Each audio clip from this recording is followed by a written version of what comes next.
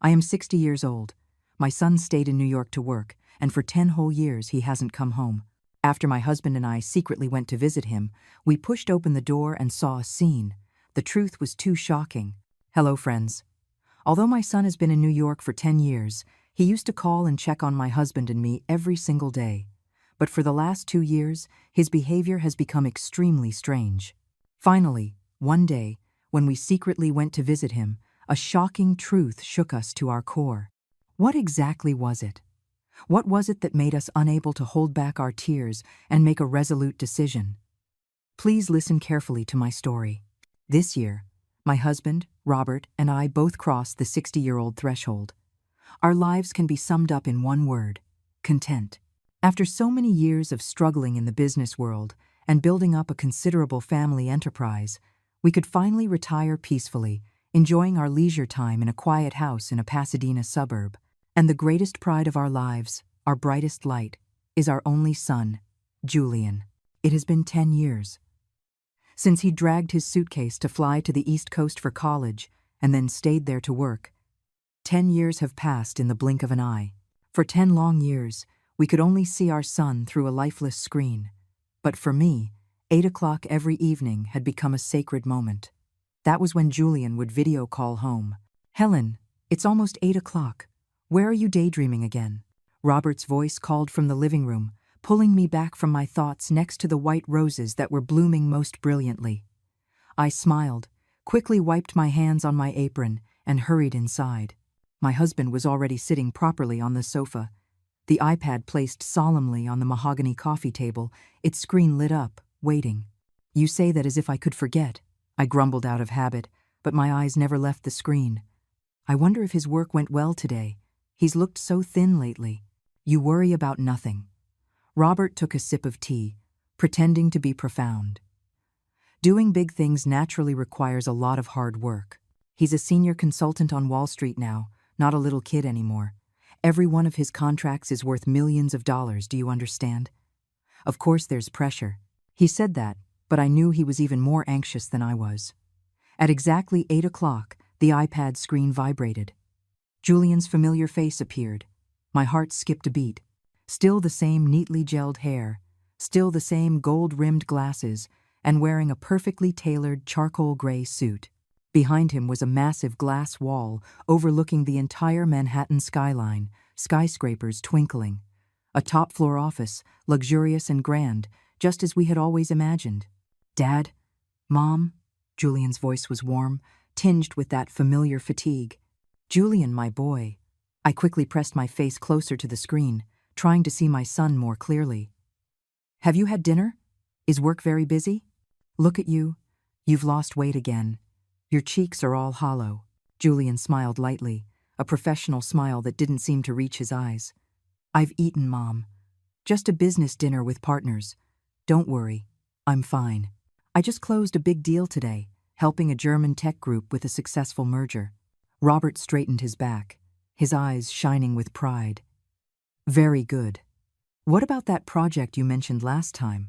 The one with those Swiss bankers?" "Yes, that's also progressing smoothly. They really trust the proposal I put together. We'll probably sign the official contract next week." Julian adjusted his tie. "All right, I have to get to another meeting. It's a cross-conference call with the West Coast. Dad, Mom, take care of yourselves." "You too," I said hurriedly. "Remember to wear enough clothes. Don't work too late." The call ended abruptly, as usual, leaving me with a feeling that was both sweet and empty. The screen went dark, reflecting the aging faces of us two old folks. Robert let out a satisfied breath.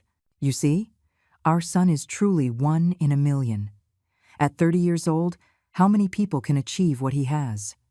I bet it won't be long before he's promoted to managing director." I didn't say anything, just quietly tidied up the tea set. I had heard every word my husband said, and my chest swelled with pride. Every time I gathered with friends, I couldn't help but brag about Julian. I talked about his glamorous office, his expensive suits, and those million-dollar deals that I only vaguely understood myself. I became the focus of everyone's envy. The praise was endless. "Helen, you are so lucky. Your son is so handsome and talented. He's what so many people dream of." Your family is truly blessed." These words were as sweet as honey, soothing my deep longing for my son and filling the emptiness of this spacious house. We lived off our son's halo, off the image of Julian, who was successful and outstanding in that faraway city. That image was so flawless, so brilliant, that it made us believe it was the whole truth. Last week, at a lunch with some old friends, Barbara, whose daughter had just married nearby, excitedly talked about how her son-in-law had personally cooked a birthday feast for his wife. "Oh, my girl is just so happy," she beamed. "It doesn't need to be some gourmet meal. Just having the family together is warm enough." Her casual remark stung my heart like a tiny needle. How long had it been since our family was together? 10 years. An entire decade. Julian had never once come home for Thanksgiving. Every time, the excuse was that work was too busy, he couldn't get away. The flights were all sold out, the project was in its final push. We understood.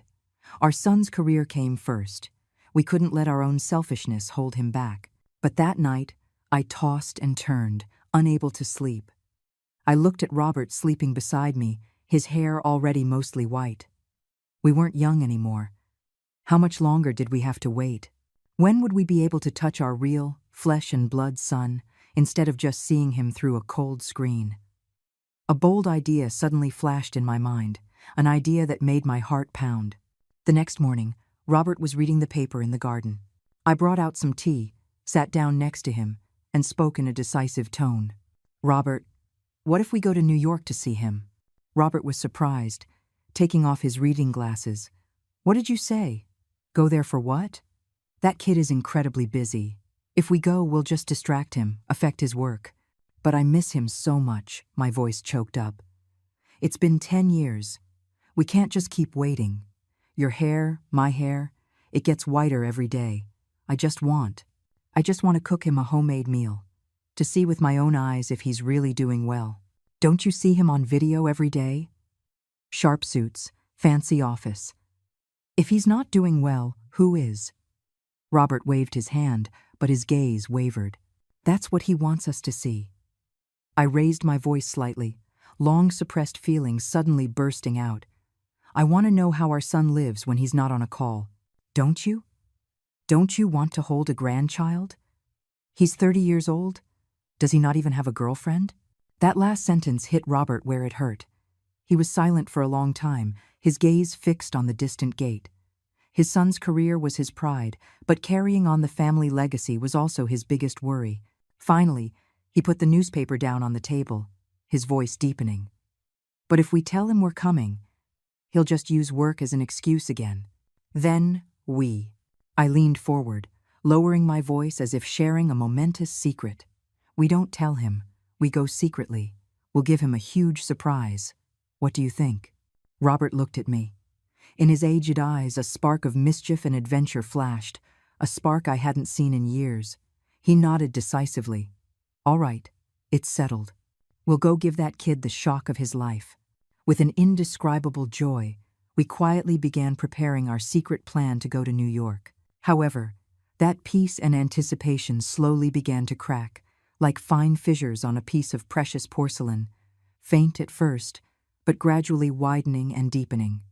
It all started about 6 months ago. My sacred 8 o'clock in the evening ritual began to be broken. Julian's calls were no longer on time. Sometimes he would call an hour late, by which point we would have been pacing the living room anxiously. Sometimes he would just send a brief text. "Dad, Mom, I have a last-minute meeting. Can't call tonight." At first, we completely understood. Robert always comforted me. "That's how it is when you're a big shot. Your time isn't your own." But the frequency of last-minute meetings increased. Even when he did call, the call length shortened dramatically. From 30 minutes, long enough for me to fuss over him and see my son to my heart's content, it shrank to only 5 minutes, 3 minutes, and even just a brief 2 minutes.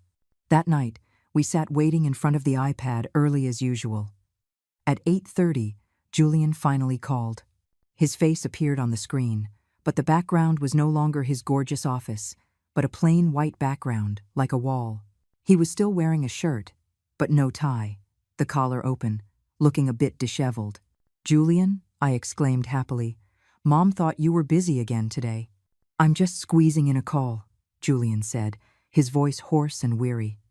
His eye sockets were deep, and the dark circles under his eyes were clearly visible, even through the high-definition screen. You've been pulling all-nighters again, haven't you? I said, my heart aching. You look exhausted. Is the work pressure really high? Why don't you take a few days off, go on a vacation somewhere? I'm fine, Mom, he interrupted me, his eyes glancing away from the screen, a trace of impatience on his face. The firm is restructuring right now. There's a lot to handle. Restructuring? Robert chimed in, acting like he knew all about it. That's a great opportunity for you to show what you can do. Keep it up, son. Okay, I have to go. My boss just called me, Julian said mechanically, reaching to hang up. Wait, I shouted after him. Julian, this weekend is your father's birthday, do you remember? Julian froze. A flash of panic crossed his face. Ah, Dad's birthday. I remember. Sorry, my mind has been. It's fine, Robert said, his tone carrying an undisguised disappointment. Work is more important. You go ahead. I'll wish Dad a happy birthday in advance then. I'm hanging up. The screen instantly went black. The call duration, 2 minutes and 37 seconds. A heavy silence fell in the living room. I looked at my husband. He said nothing, just quietly stood up, walked out onto the patio, and lit a cigarette. I hadn't seen him smoke in a very long time. Did you see that? I followed him out, my voice trembling.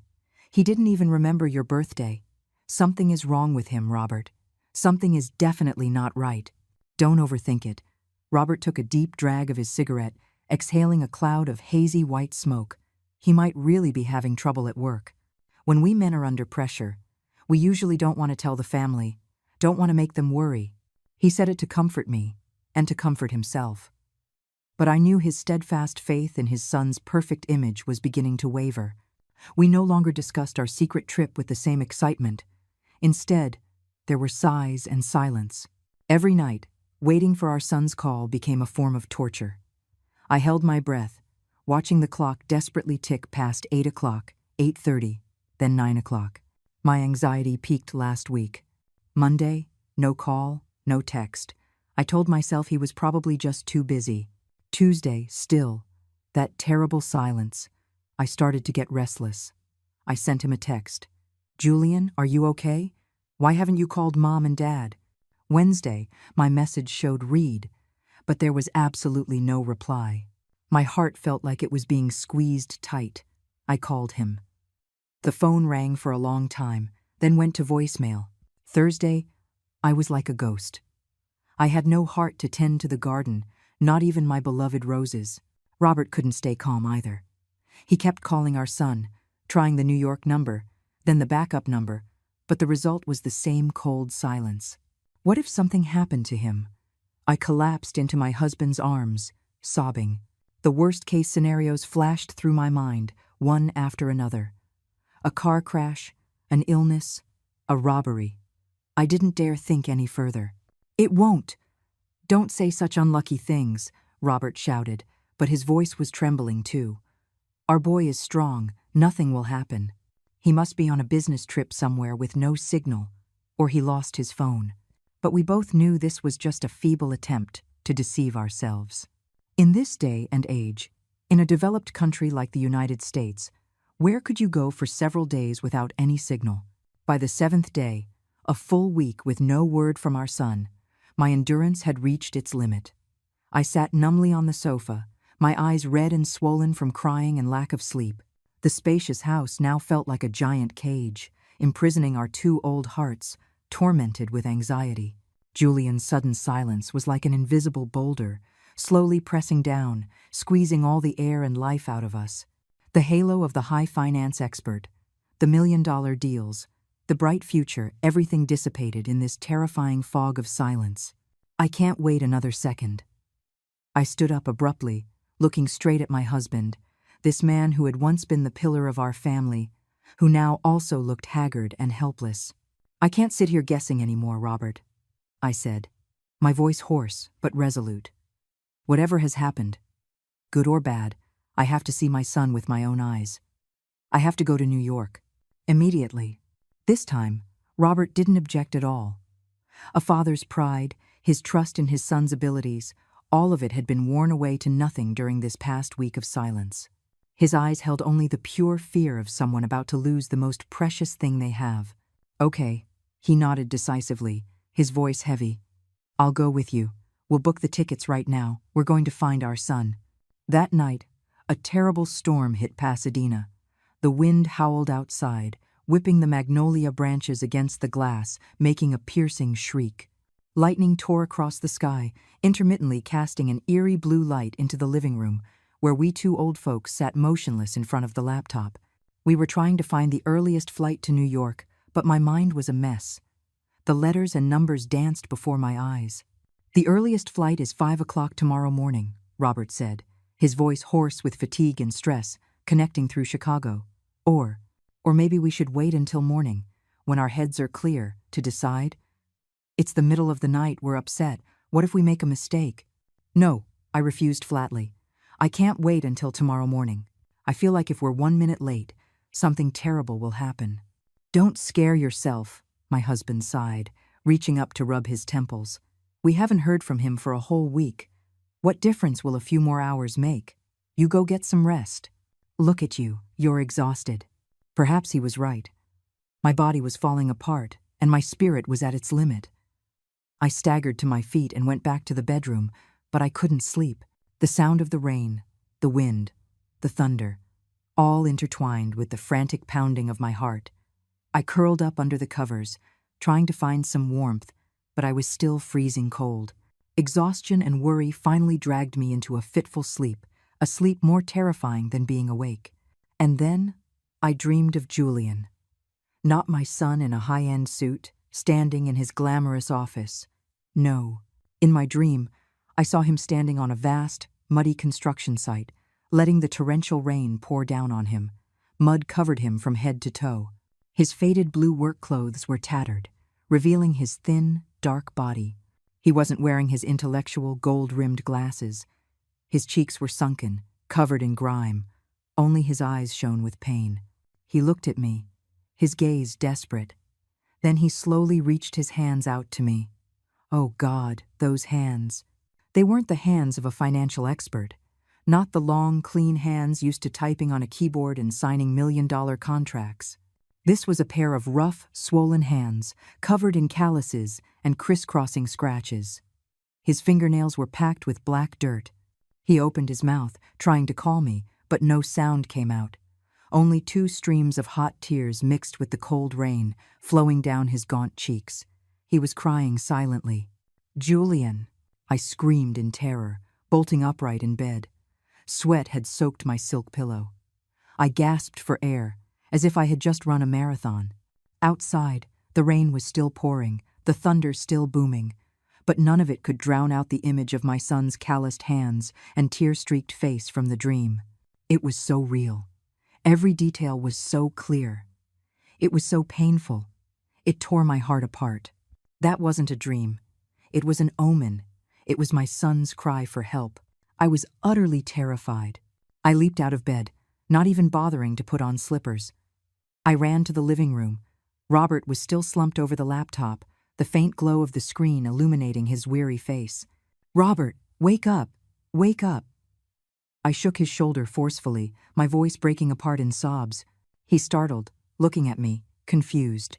"Helen, what is it? What's wrong with you?" "I just dreamed of Julian," I gasped, the words tumbling out. He was on a construction site. His clothes were torn. He was covered in mud. "Robert, our son is really in trouble. It's not work pressure, he's suffering." I told my husband the entire dream, placing special emphasis on the hands, covered in calluses and scars. I cried as I spoke, my body trembling uncontrollably. Robert held me, trying to calm me down. "Calm down. It was just a dream. You're just so worried. That's why you had a nightmare. Look, you're burning up." "No!" I screamed, pushing him away, my eyes bloodshot. "I know it wasn't a dream. I'm his mother. I can feel it. Those hands, do you understand? Those are the hands of a manual laborer. Those are not our son's hands. The panic and pain in my voice, the desperate resolve in my eyes, seemed to shake Robert. He stopped saying those empty words of comfort. He stared at me, the doubt on his face slowly fading, replaced by a fear even deeper than my own. He believed me. Perhaps my dream had spoken the terrible truth, a truth he had vaguely sensed deep down but hadn't dared to admit. "I have to go to New York right now." I grabbed his sleeve, pleading. "I can't wait until 5 o'clock in the morning. I can't sit on a plane for hours not knowing what's happening to my son. We have to go. Right now. Whatever flight. I don't care how much it costs." My determination broke my husband's last thread of hesitation. He didn't say another word, just nodded heavily. His trembling hands moved the mouse on the screen, clicking the pay button, purchasing 2 tickets to New York, a different airline, taking off at 2 o'clock in the morning, less than 3 hours from now. On the way to LAX, the car sped through the white curtain of rain. I sat motionless in the back seat, my mind a complete blank. The terrible dream played over and over in my head like a slow-motion film. The 5-hour flight was the longest 5 hours of my life. I couldn't close my eyes, even though we were in business class, where the seats could recline comfortably. Every time I shut my eyes, the image of Julian in his torn clothes, holding out his calloused hands to me, would appear and grip my heart. Robert sat beside me, silent for the entire flight. He no longer tried to comfort me with empty words, but just held my hand tightly, a little warmth transferring from his cold palm. We both understood. We were flying toward a truth we were not prepared to face. When the plane landed at JFK, the sky was just beginning to lighten. The cold, early autumn air of New York filled my lungs, making me shiver. New York spread out before us, clean, modern, orderly. Glass-walled skyscrapers stood tall, and luxury cars glided silently down the roads. This scene roughly matched what Julian often showed us in his videos. A faint glimmer of hope ignited in my heart. Maybe the dream was really just a dream. Maybe my son had just run into a little trouble, and he was still living in one of those glamorous towers. We didn't go to a hotel. We immediately hailed a cab and went to the address Julian had given us years ago. It was a high-end apartment complex in the city's financial center. Along the way, I stared intently at the crumpled address slip in my hand. "Are you sure this is the right address?" I asked my husband for the 100th time. "He sent it to us." "It can't be wrong," Robert answered, his tone firm, but I could hear the uncertainty in it. The cab stopped in front of a tall, luxurious building with an all-glass facade. A doorman in a crisp uniform stood solemnly at the entrance. Everything was exactly as I had imagined. Robert paid the fare and carried the 2 large suitcases himself. We walked into the lobby. The marble floor was polished like a mirror, and a huge crystal chandelier cast a warm glow. A familiar sense of pride swelled within me. My son lived in a place like this. We approached the front desk, where a young blonde man was smiling politely. Robert cleared his throat, speaking in his most fluent English. "Hello, we're looking for Julian Lee. He lives in apartment 2508. The manager nodded, his blue eyes looking at us kindly. "Hello, please allow me to check." He tapped away at his keyboard. I held my breath, waiting, my hand gripping the corner of my coat. I imagined he would pick up the phone, call Julian, and in a few minutes, my son would hurry downstairs, first in shock, then weeping with joy. But the manager frowned. He looked at the screen, then back at us, his expression troubled. "I'm sorry. Are you two mistaken about something?" "Impossible," Robert said firmly. "Julian Lee, our son. He's a financial consultant. He works here." The manager looked at the screen again, typed a few more times, and then shook his head. His voice was cold and decisive, every word hitting me like a hammer. "I'm very sorry, ma'am, sir. According to our system records, Mr. Julian Lee from apartment 2508 checked out over a year ago." "A year?" My ears were ringing. All the sounds in the luxurious lobby suddenly disappeared. I could only hear the sound of blood rushing to my head. The room spun around me. He moved out a year ago. Then where had Julian been calling us from for the past year? Where was that glamorous office behind him? What about all those stories of million-dollar deals and strategic partners? Lies? The word exploded in my mind. My son had been lying to us. Not just once, but hundreds of times over the past year. This sense of betrayal, of being so blatantly deceived by my beloved son, was more painful than the worry. The fear for my son's safety, intertwined with extreme disappointment, made my legs go weak. I swayed, and if Robert hadn't caught me, I might have collapsed right there in that cold, unfamiliar lobby. "Helen, are you okay?" my husband cried out, his voice trembling too. I shook my head, unable to speak, as tears streamed down my face. Robert turned to the manager, struggling to stay calm. Then do you know where he moved? Do you have any other contact information?" "I'm very sorry, sir. Due to privacy protection, we cannot provide that. I only know that Mr. Lee terminated his lease last August." All hope was shattered. We stood like two fools in the middle of the opulent lobby, lost and helpless. Robert helped me to a nearby sofa. He handed me a bottle of water, forcing me to take a few sips. "Don't cry," he said, his heart aching. "Crying won't solve anything. We have to find him first." I looked at my husband, this proud man, his eyes now etched with pain and confusion. But in that confusion, I saw an iron resolve forming. The Robert who had fought his way through the business world seemed to have returned. He took out his phone and started scrolling through his contacts. "I'll call a few old friends. One of them used to do business here. Maybe he can help." He started making calls, his conversations mixing English and his native tongue, patiently explaining the situation, calling in every favor. I sat nearby, half listening, my heart breaking. I looked out the glass doors. The city bustled on, and New York remained prosperous and indifferent. Only we, two old parents from Pasadena, were drowning in despair. Nearly 2 hours later, Robert's phone rang. A friend had found the contact information for Mr. Dayan, end-of-day E.T. Petrovich, the landlord who had rented apartment 2508 to Julian. A tiny ray of light finally pierced the darkness. We met him at a nearby diner. Mr. Petrovich was an elderly man who seemed kind. After listening to Robert's brief explanation, he was very sympathetic. "I remember Mr. Lee," Mr. Petrovich said in slow English. "A very smart and polite young Asian man, always paid his rent on time. He was a perfect tenant." "Then do you know why he suddenly moved out?" I asked eagerly, my heart pounding. Mr. Petrovich took a sip of coffee, his eyes thoughtful. "I'm not entirely sure. About a year ago, he came to me and said he needed to terminate the lease urgently. He looked very different, thin and pale. He didn't have that confidence anymore."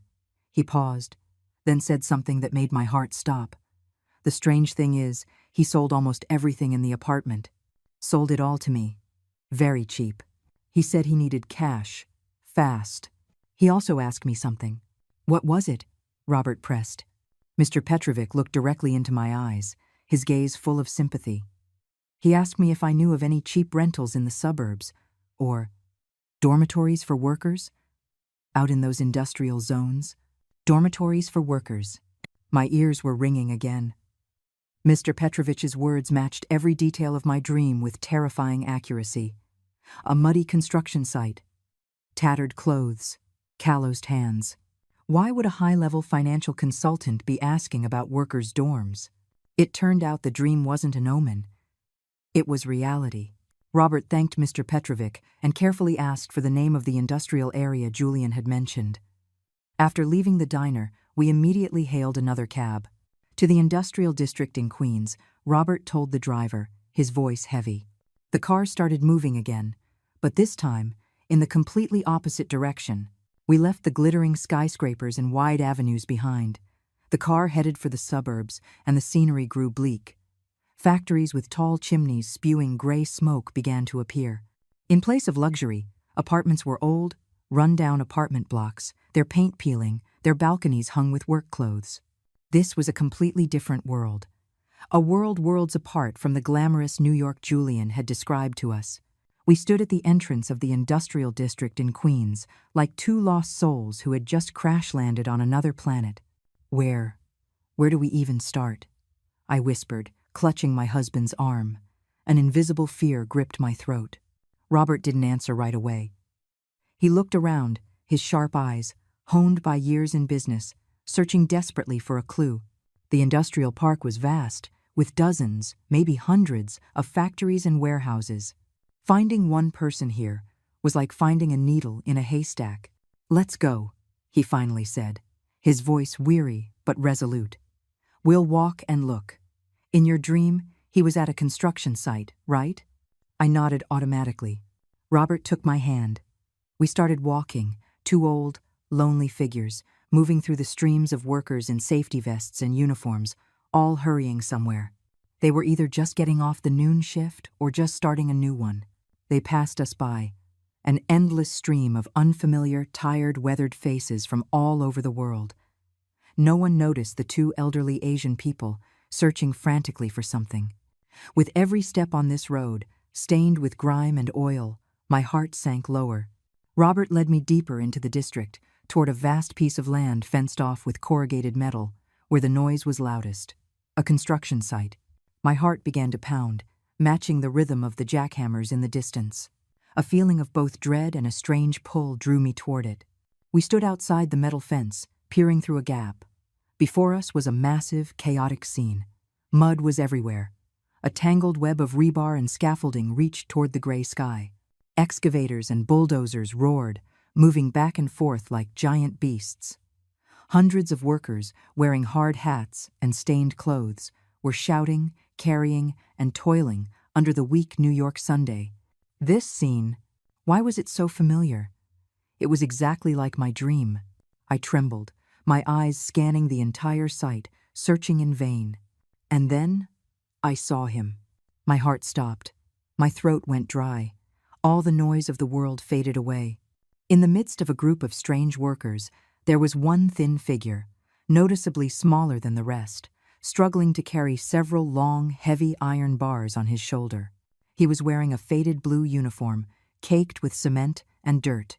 The yellow hard hat nearly obscured his entire face. But the way he staggered, the way his back bent under the heavy load, it was so familiar, so heartbreaking. As if fated, at that very moment, the man stopped to catch his breath. He used a thin, dark arm to wipe the sweat pouring from his forehead. The hard hat tilted back slightly. I saw his face clearly.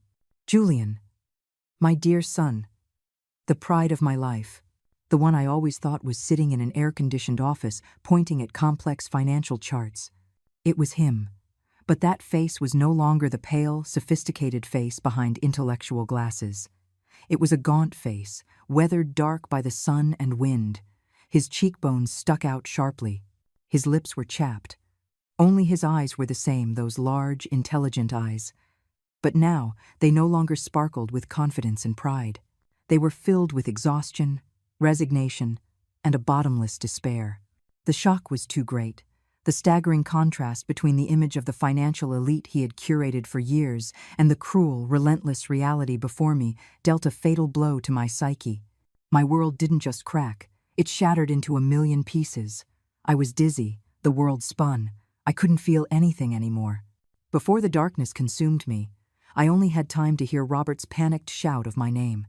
I had already collapsed, unable to stand. When I woke up, I was in my husband's arms. His head was resting on my shoulder, and I could feel his hot tears soaking my coat. We were still outside the construction fence, and Julian was standing right in front of us. My son had, at some point, dropped the iron bars. He stood a few yards away, frozen, as if struck by lightning. His hard hat had fallen to the ground, revealing his hair, matted with sweat and grime. When he saw me open my eyes, the absolute shock on his face turned into an indescribable shame, panic, and humiliation. His face went from deathly pale to beet red. He looked at us, then looked down at his own filthy clothes, at his own rough, scratched hands. All the lies and deceptions of the past 2 years were laid bare in that single moment. He didn't run. He just stood there, trembling. Then he slowly walked toward us. Each step on the muddy ground seemed to weigh 1,000 pounds. When he was just a step away, his legs gave out. He fell to his knees on the damp earth, ignoring the filth. He buried his face in Robert's legs, then wrapped his arms around both of us and burst into tears.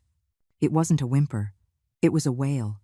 The gut-wrenching cry of someone who had suppressed it for too long, of a child caught red-handed, of a man who had completely broken down.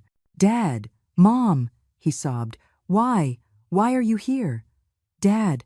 Mom! I'm sorry. I'm so sorry. I failed you. I lied to you. I'm sorry." I cried too, Robert cried. The three of us, a supposedly perfect family, were now clinging to each other, weeping, next to a strange, dusty construction site. I reached out, my hand trembling, and stroked my son's hair, rubbing his thin back as it heaved with sobs. I no longer felt the anger of being deceived. All resentment vanished. All I had in my heart was an endless ache, an ache for this pitiful son of mine. Robert was the first to regain his composure. He pulled our son to his feet. "Get up. You're a man. What are you kneeling for?" His voice was hoarse. "Let's find somewhere to talk." Julian silently led us to a nearby Greasy Spoon diner, a simple place where the workers ate. We sat in a corner. He didn't dare look at us. His calloused hands were clasped on the table, fingers digging into each other until they turned white. And then, he confessed everything. A tearful, long overdue confession. 2 years ago, my firm had a crisis, he began in a low voice. They restructured, massive layoffs. I was on the list. I've been unemployed for 2 years. 2 years? My God. We had been living in his lie for 2 whole years. "Why didn't you tell us?" I choked. "It's not like our family is short on money. Why did you have to suffer like this?" Julian looked up, his swollen eyes filled with tears. "I couldn't. You and Dad were always so proud of me. Our friends, our relatives, everyone envied you. I was the pride of the whole family. How could I say that the pride had been fired? How could I admit that I was a failure?" His pride, a pride wrapped in too many expectations and too much doting, had been his downfall. "Those video calls?" Robert asked in a heavy voice. "I used up the last of my savings," he admitted. "Once a week, I rented a luxury conference room by the hour in a co-working space. I'd put on my old suit, prepare my stories about work, and call you, just so you wouldn't worry, just so you could still be proud of me." My heart felt like it was being sliced. This foolish boy, what an agonizing, stressful charade he must have been performing. Then the savings ran out, his voice cracked. I started to panic. I saw friends around me making a lot of money investing in crypto. I thought that was the only way out. I thought I was smart, that I had the financial knowledge. I could win it all back, even more than before. I dove in like a moth to a flame. "And you failed." Robert finished for him. It wasn't a question. Julian nodded, fresh tears welling up. "I lost everything, not just my savings. I borrowed money from friends, and then I took out high-interest online payday loans. The interest compounded. I was drowning in debt." "How much do you owe?" Robert asked bluntly, his voice turning colder. Julian took a deep breath, as if summoning all his courage to say the terrifying number. $150,000. To pay the interest every month, just to survive, I had to do any job I could find, Julian said through his sobs. Loading trucks at the warehouses, day labor on this site, cleaning restaurants. If someone would hire me, I'd do it. I've been living like this for over a year. Now I understood everything. The calloused hands, the thin, dark body, the exhaustion and despair in his eyes. The show was over, leaving behind a naked, shattered truth. My son, my pride, was no longer a financial elite. He was an impoverished laborer, carrying a mountain of debt and a crushing weight of shame. All the glory we were so proud of was just a costume, hiding a life of hell. After Julian's confession, the entire humble diner seemed to freeze. I looked at Robert. My husband's face was stiff, expressionless. But I knew that inside, a storm was raging. He was a proud man, self-made, who had never bowed his head to anyone. Now, his only son, because of a foolish gamble, was deep in debt and had deceived his parents for 2 years. Any father would be furious, would say harsh, scolding words. I held my breath, waiting for his thunderous rage. But Robert did not. He was silent for a very long time, a heavy, terrible silence. Then he slowly stood up. He didn't look at Julian. He looked out the window, where the workers were still hurrying by. Finally, he turned and placed a hand, rough with age, on his son's shoulder. He patted it, very lightly. "Get up, son." His voice was low and hoarse, without a trace of blame. "Let's go back to the hotel." Just that one simple sentence. No judgment, no recrimination. Julian looked up, his tear-streaked face confused, as if he couldn't believe his ears. I was stunned, too. But in that moment, I understood. My husband's love for his son was far greater than his anger and disappointment. He might be disappointed in his son's actions, but he would never, ever give up on his child. Neither Robert nor I said another word. We just quietly pulled our son to his feet. We took him back to a budget hotel we had hastily booked. Julian followed behind us like a shadow, silent. That night, he slept on a fold-out cot, while Robert and I slept on the main bed. But I knew none of the three of us slept. I tossed and turned, listening to my son's uneven breathing and the occasional, suppressed sob that came from his direction. His pain was like a cold current, flowing through the entire room, freezing my heart. The next morning, Robert woke up very early. He said nothing, just took out his phone and laptop and sat at the desk. He started making calls, speaking in fluent English. His voice became strong and powerful again. The decisive businessman of the past had returned. He was contacting banks, contacting the lenders Julian had written down on a crumpled piece of paper. Julian huddled on the cot, silently watching his father. I saw in his eyes a boundless awe and gratitude. He was witnessing, firsthand, how his 60-year-old father, in a single morning, was resolving the entire chaotic, massive burden he had created over the past 2 years. Every call Robert made was like a heavy hammer, shattering the shackles of debt that bound my son. Near noon, Robert closed his laptop. He turned to Julian, his gaze still serious. "It's all taken care of. All your debts, principal and interest, Dad has paid them off." Julian sat up abruptly, stammering, Dad, how? I'm not worth it. I'll do it myself."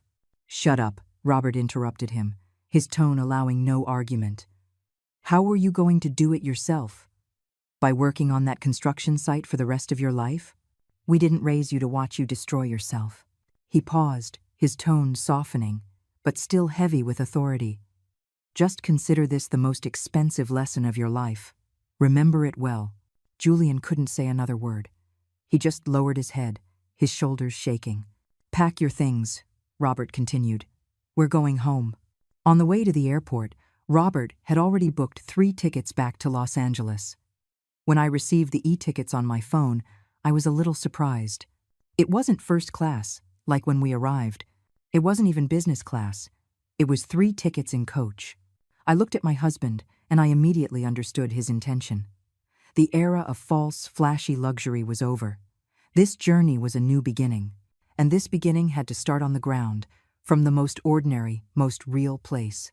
We sat in the cramped seats in the back of the plane, Julian sitting between me and Robert. For the entire 5-hour flight, none of us said a word. It was a heavy, but not suffocating silence. In that silence, I could feel my son's shame, my husband's contemplation, and my own grief. But most of all, I felt a connection. For the first time in 10 years, our family was truly together, facing a single reality, no matter how brutal it was. As the plane took off, climbing through the soft white clouds, leaving that chaotic and painful New York behind, I gently took Julian's hand. His hand was still rough, covered in calluses, but it was no longer cold. I leaned close to his ear and whispered the words I had been thinking all night. "Julian, don't be afraid. We're going home. We'll start over. Together." My son didn't turn to look at me, but I saw his shoulders give a slight shudder. A single tear rolled silently down his weathered cheek, landing on the back of his calloused hand. It wasn't a tear of humiliation. It was a tear of release and of gratitude. I knew my son felt it. He felt the boundless acceptance of his family, an acceptance that didn't need words or lectures. It was just companionship, a hand to hold, a shared decision to sit in coach. Home is not a place to display your success. It's the place you can always return to, no matter how badly you've failed. The plane landed at LAX at dusk. The familiar air of Pasadena, humid and warm, hit our faces. We silently collected our luggage and took a cab home. As the car drove down the familiar streets, Julian pressed his face to the window, watching the passing scenery like a long-lost traveler. The scenery was the same, but the person was completely different. The familiar gate to our house opened. We walked inside, into the home that had been empty without our son for 10 years. But today's return had a different meaning. There was no joyful welcome, no proud showing off. Just 3 tired people, carrying a naked truth. The first few days back in the Pasadena house were the heaviest and most awkward. The familiar home suddenly felt too big, too distant. Julian, in his own house, was like a stranger. He was quiet, avoiding eye contact with us. He spent all day cleaning the garden, pruning the trees, doing the manual labor he had never touched before, as if in self-penance, or as if just trying to keep his hands busy to give his mind a moment of peace. Robert and I didn't know what to do either. We didn't dare ask about work or the future, afraid of touching our son's still bleeding wounds. We just quietly kept him company, cooked him homemade meals, and made sure he ate. The family dinner table, after a 10-year separation, was held in a heartbreaking silence. A week later, Robert called Julian into his study. I sat in on it too. My husband, in the posture of an investor, placed a proposal on the table. "Julian," he said calmly, "Dad has thought it over. With your experience and your mind, even after falling, you're still better than most people. Dad will give you some startup capital. Enough for you to start a small consulting firm, to start your career over." "No," Julian interrupted his father. This was something he would never have dared to do before. He looked up, and for the first time since coming home, he looked us directly in the eyes. His gaze was still melancholy, but there was a new, strange determination in it.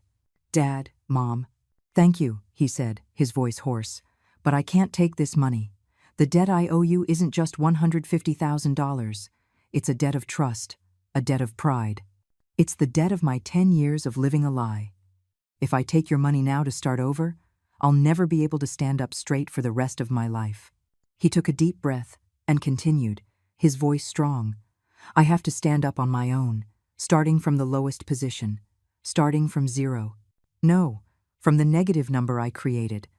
Only then can I truly repay that debt, and only then can I forgive myself." My son's words stunned both me and Robert. We were seeing a completely different Julian. The arrogance of the elite was gone. The weakness and avoidance were gone. In front of us was a man who dared to face his own failure, and who had the courage to start over from the mud. Robert looked at his son for a long time. Then he slowly nodded. In his eyes, I saw a flicker of new pride, a pride stronger than any he had ever felt before. And Julian was true to his word. He packed all his expensive suits into the back of the closet, put on ordinary clothes, and started looking for a job. The process was more heartbreaking than I imagined. In his early 30s, with a 2-year gap on his resume and no reasonable explanation, he was rejected by countless companies.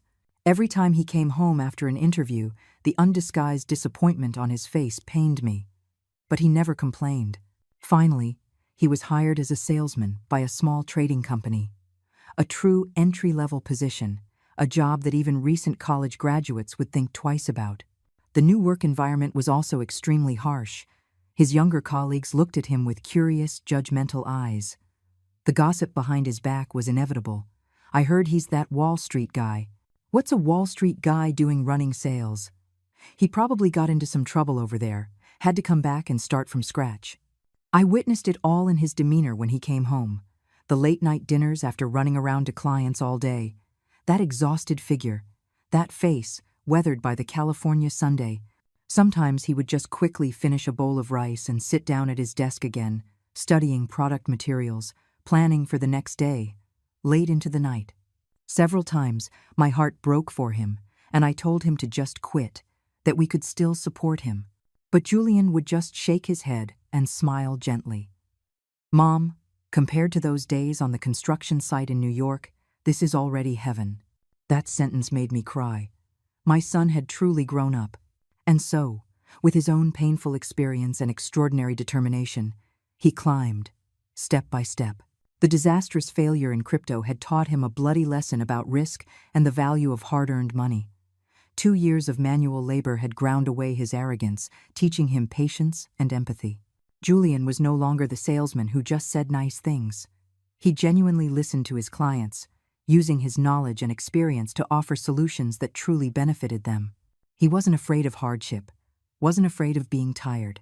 He was willing to drive to the farthest suburbs for one potential client. Gradually, he proved his abilities. From a looked-down-upon employee, he became the department's top salesman. The colleagues who once gossiped about him now came to him for advice. He was promoted to team lead, then to sales manager. He worked tirelessly, as if trying to make up for all those wasted years. 3 years passed in a flash. In these 3 years, I witnessed my son's transformation. From a broken young man, he had found his confidence again. But it was a steady, solid confidence, built on real ability and painful lessons. One day, Julian came home earlier than usual. He told us he had quit. Before Robert and I could be surprised, he placed a document on the table. "I'm ready," he said, his eyes shining with conviction.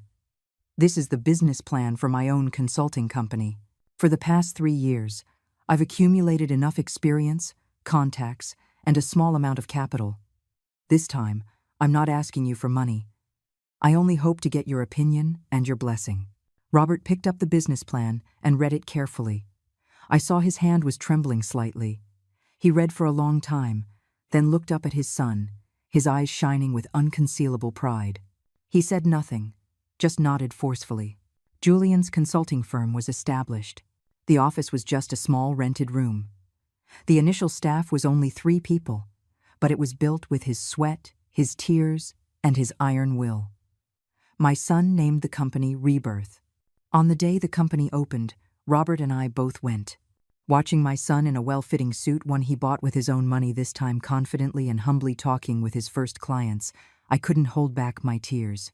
I hid in a corner, watching my son, watching his small but hopeful business. I thought of Julian 3 years ago, on that construction site in New York, thin, dark, and desperate.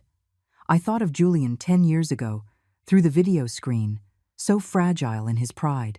And I looked at the Julian of today, a man who had been through the storm, fallen to the bottom of the mud, and pulled himself back up, stronger and more stable than ever. That fall in New York wasn't a tragedy. It was a test, a crucible that had forged a new man. Just then, Julian turned and caught my eye. He smiled. It was a truly warm and peaceful smile. That smile was like a thank you, a declaration that he had truly been reborn from the ashes. At that moment, I wept with joy. The tears flowed freely, but they were tears of happiness, tears of fulfillment. My family had once been broken, but from those very fragments, we had rebuilt a bond that was stronger and more meaningful than ever before. Julian's company, Rebirth, grew steadily. My son had truly found himself again, not just at work, but in life. His confidence now no longer came from designer suits or fancy titles. It came from hard-won experience and the courage forged in the storm. He was no longer that distant image on an iPad screen. He came home for dinner almost every night. On weekends, he took us to the park, to the same tea houses that only we 2 old folks used to visit alone. Our house finally had the warmth of a real family. With his career stable, Robert and I started a new worry, a sweeter one, his personal life. At 35, most of his peers were married with children. I dropped hints many times, arranging a few blind dates with my friends' daughters, all beautiful, educated girls from good families. Julian politely went to all of them, but in the end, nothing came of it. Those girls, they only saw the successful Mr. Lee of today. They admired his career, but none of them seemed to be able to touch the deepest part of his soul, the part that still held those old scars.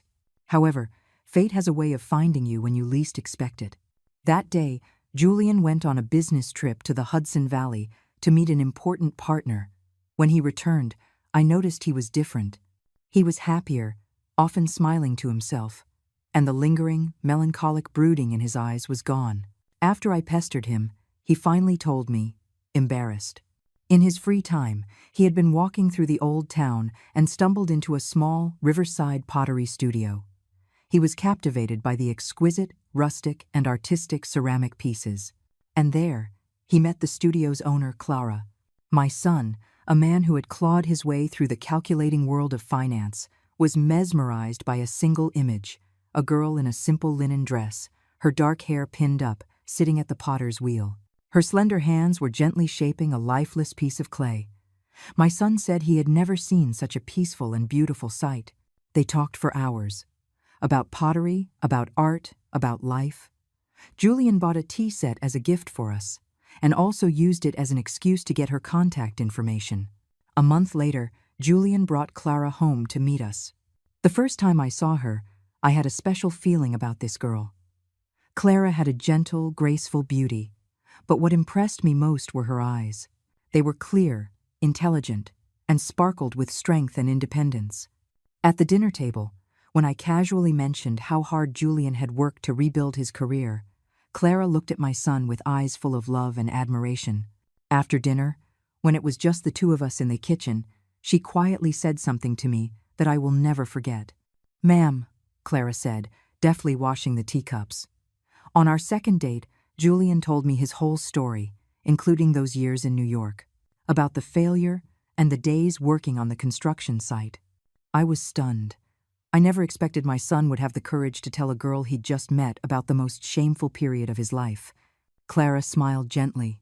I was surprised at first, too. But you know, ma'am, it was that story that truly made me fall for him. Other girls might admire the Mr. Lee he is today, but I admire the Julian he was. A man who dares to face his most painful failure, who dares to cast aside all pride to start again from the bottom. That is a man who is truly strong and dependable. Hearing those words, I couldn't hold back my tears. I knew my son had finally found the right person. Clara loved Julian, not for his halo of success. She loved his scars. She loved the resilience he had forged from his failure. Their love was built on truth and understanding, a love that nothing could shake. A year later, a warm wedding was held.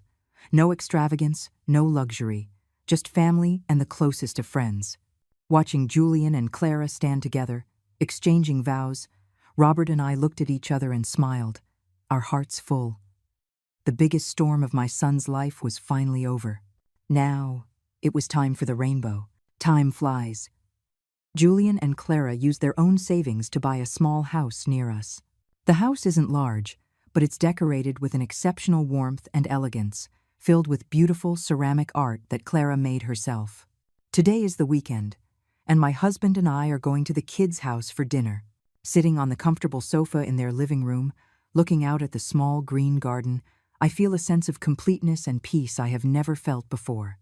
Laughter echoes from the kitchen. I walk over curiously to see, and a sight melts my heart. My son Julian is wearing an apron, somewhat clumsily chopping vegetables, turning his head every so often to tease his wife. Clara is skillfully seasoning the soup, laughing nonstop at her husband's adorable clumsiness. The gentle afternoon sun streams through the window, casting a warm golden halo around the two of them, huddled together. It's an ordinary scene, but to me it is more precious than all the million-dollar contracts, all the high-level director titles. The glamour of a career can be brilliant, but it can also vanish in an instant.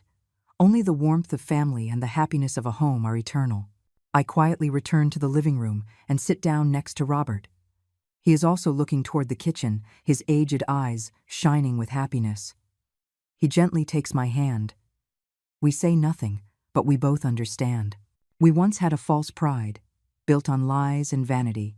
We once fell into an abyss of disappointment and fear.